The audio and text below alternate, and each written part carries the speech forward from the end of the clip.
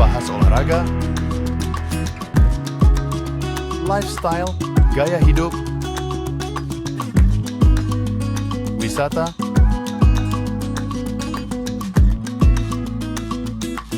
budaya,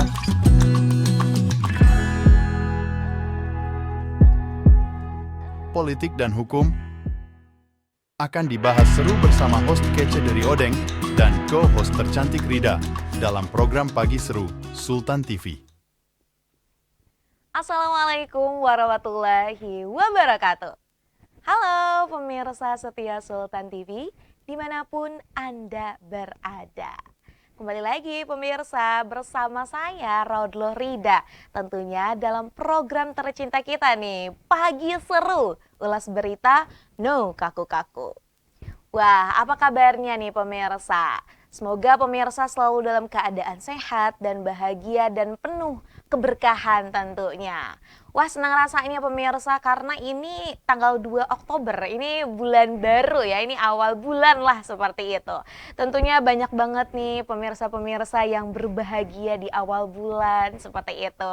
Dan ini juga menandakan bahwa semangat kita ini harus terus membara seperti itu. Karena gak kerasa ya pemirsa, ternyata beberapa bulan lagi nanti kita akan berganti tahun menjadi tahun 2025. Wah, bagi overthinker pasti mulai berpikir, waduh, pencapaian apa nih selama 2024?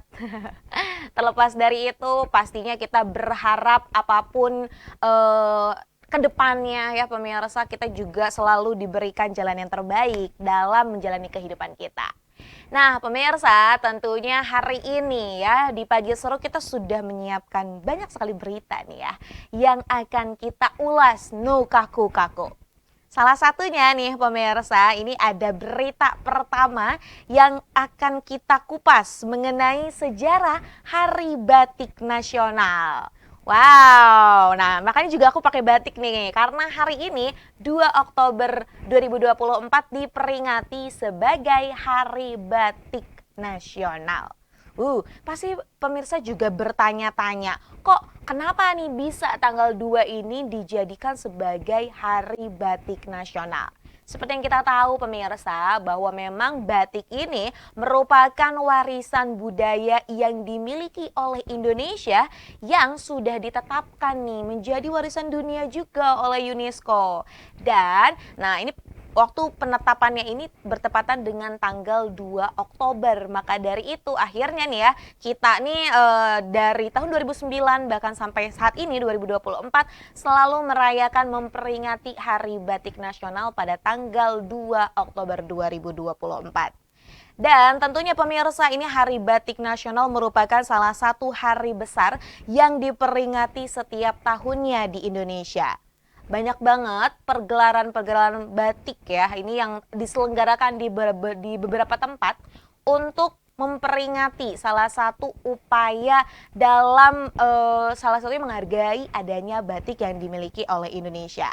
Ini kalau kita melihat dari beberapa sumber pemirsa, dilansir dari laman Balai Besar Kerajinan dan Batik Kementerian Perindustrian atau Kemenperin, batik itu merupakan hasil karya bangsa Indonesia yang merupakan perpaduan antara seni dan teknologi oleh leluhur bangsa Indonesia.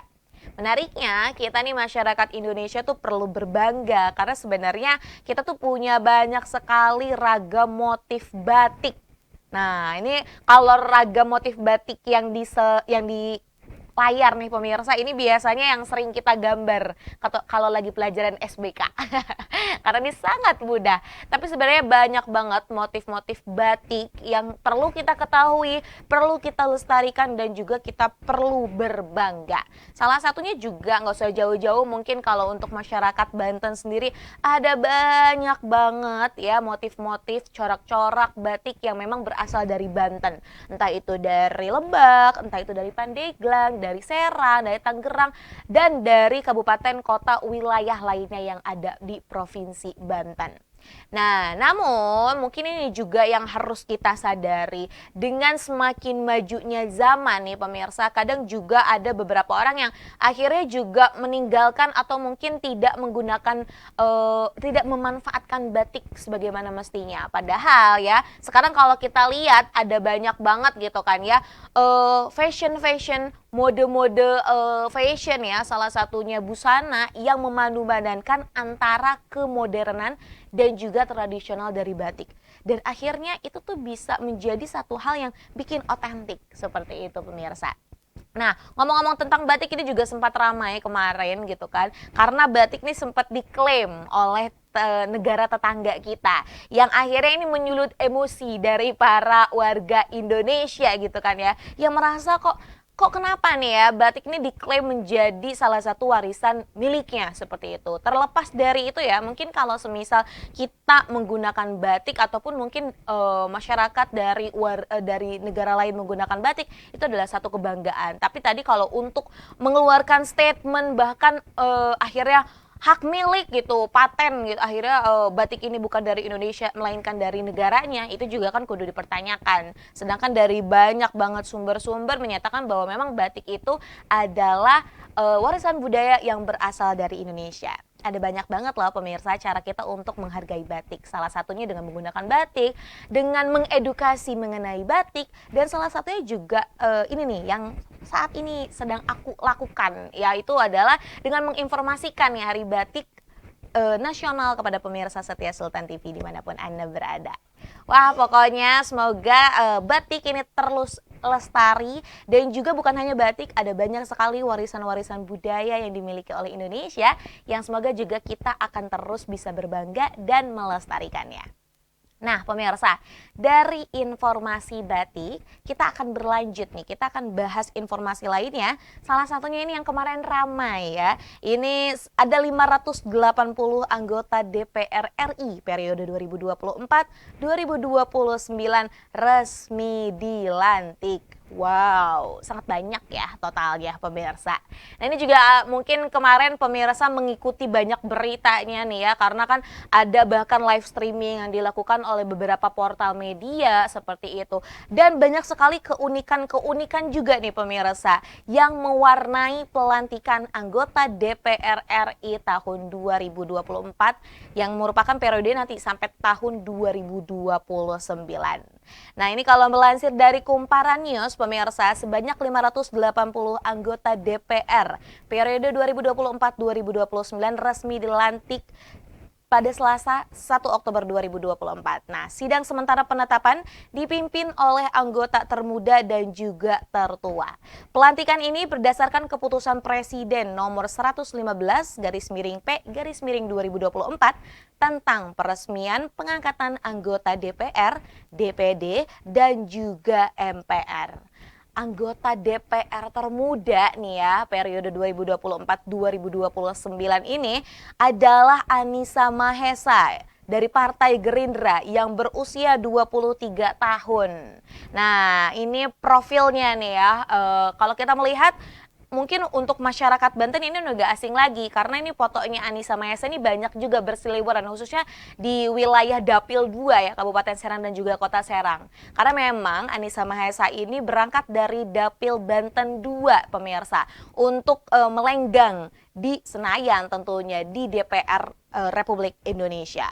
Nah, sementara anggota tertua adalah Zulfikar Ahmad dari Partai Demokrat yang berusia 78 tahun. Nah, kemudian ada banyak keunikan lainnya, salah satunya juga ada banyak pemirsa, deretan-deretan artis yang kemarin juga dilantik. Salah satunya kita melihat ada potret Ahmad Dhani dan juga Mulan Jamila yang sama-sama berangkat dari Partai Gerindra. Kemarin itu juga akhirnya lolos dan akhirnya bisa mengikuti pelantikan DPR Republik Indonesia. Selain Ahmad Dhani, ada juga Melly Goeslaw yang berasal dari Partai Gerindra pula pemirsa. Kemudian ada Arzetti Bilbina berangkat dari Dapil Jawa Timur dan juga dari Partai PKB. Nah, ini juga yang sempat membuat heboh, akhirnya ini dari Partai PAN ada banyak sekali, salah satunya ada Pasha Ungu, kemudian juga ada Verrel Bramasta, lalu ada banyak sekali ya. Jadi ini tuh ibaratnya Partai PAN ini banyak sekali gitu kan, selebriti-selebriti yang akhirnya juga berangkat dari Partai PAN untuk menjadi anggota legislatif. Nah, uniknya nih pemirsa, ada banyak banget akhirnya komen-komen dari netizen yang bertanya-tanya, apakah memang mereka-mereka ini layak? Bicara tentang layak ya tadi ya, kita juga tidak tahu pasti mungkin kapasitas otak manusia seperti apa. Tapi tadi kalau berbicara tentang anggota DPR, ini tentu adalah sebuah amanah. Apalagi kemarin kalau pemirsa menyaksikan video pelantikannya ya, ini juga kan disumpah atas kitab suci dari agama yang dianutnya masing-masing. Tentunya ini bukan hanya melibatkan manusia dan manusia, tapi juga melibatkan antara janji dan tanggung jawab antara manusia dan juga kepada Tuhan yang Maha Esa. Jadi semoga juga kita harapkan nih ya, para wakil rakyat yang kemarin dilantik ini dapat mengemban amanahnya secara tanggung jawab dan juga tadi bisa melakukan tugas dengan sebaik-baiknya. Selain itu pemirsa, ada juga yang lucu. Ini ada anggota DPR RI Jamaluddin Malik yang kepelantikannya itu datang menggunakan kostum Ultraman. Waduh, ini pemirsa bisa lihat nih. Apakah memang DPR itu adalah sebuah panggung komedi? Terlepas dari ini juga ada yang berkomentar bahwa ini mungkin seru-seruan. Ada juga yang berkomentar kayak, mau apa sih? Kenapa sih? Mau cari sensasi dan lain-lainnya. Terlepas dari itu tadi ya, namanya juga mungkin masing-masing orang punya jalan untuk mengekspresikan dirinya ya silahkan. Tapi kalau udah berkaitan dengan tanggung jawab, ini yang harus benar-benar diwanti-wanti. Nanti akan diminta pertanggungjawabannya. Tapi yang menarik ya pemirsa, kemarin juga aku sempat nonton live di beberapa portal medianya juga nih ya. Ada banyak sekali komentar-komentar netizen yang disampaikan ketika proses pelantikan adalah banyaknya anggota DPR yang main HP. Ya, main HP ya sebenarnya boleh-boleh aja seperti itu. Apalagi zaman sekarang nih kita kan benar-benar apapun ya itu dengan mudah melalui ponsel, ini melalui telepon genggam. Ini banyak banget akhirnya juga netizen yang berkomentar karena tuh aku juga sempat melihat beberapa anggota DPR yang malah asyik bermain ponsel dibandingkan mendengarkan gitu kan dan mengikuti secara hikmat prosesi pelantikannya. Jangan dibiasakan ya. Nanti juga kita harap ya semoga kalau semisal ada rapat paripurna dan yang lain-lainnya, ini anggota DPR-nya harus benar-benar fokus mengurusi rakyat bukan mengurusi HP. Seperti itu. Nah, pemirsa, dua berita tadi membuka perjumpaan kita pada pagi hari ini. Masih ada berita lainnya yang akan kita ulas no kaku-kaku. Maka dari itu, jangan kemana-mana, tetap bersama kami di Pagi Seru. Membahas olahraga, lifestyle, gaya hidup, wisata,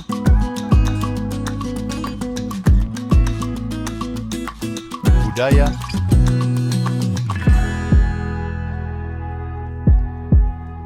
politik dan hukum akan dibahas seru bersama host kece dari Odeng dan co-host tercantik Rida dalam program Pagi Seru Sultan TV.